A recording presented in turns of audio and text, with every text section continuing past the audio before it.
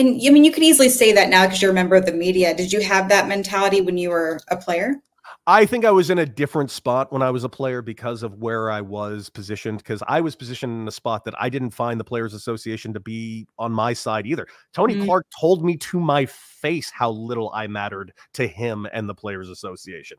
I asked him flat out one day when we were talking about, I was with the Royals in 2016, and we have our, obligatory meeting where Tony Clark tells the whole group. And of course, this was the World Series champion Royals at the time. So it was a big thing that he was in the room talking to all the guys. He's talking to Moustakas, talking to Hosmer and the whole group. And I'll never forget, he's like talking about, see outside, you guys are a World Series winning team. And outside, as you can see, they have that banner out there with all the things they want you to sign. You guys shouldn't be signing that without getting compensated. And he was going on and on about compensation for players doing this and that. And I just kept looking, thinking like, none of this matters. Eric Hosmer is fine.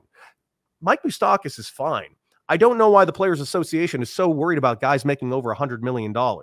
They need to be worried about me, the guy that's not making $100 million, whose contract isn't guaranteed. So I flat out asked him why we're not focusing on players that actually need the Players Association's help.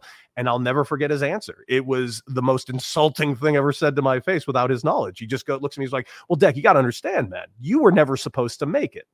That was his direct quote to my very easily answerable question.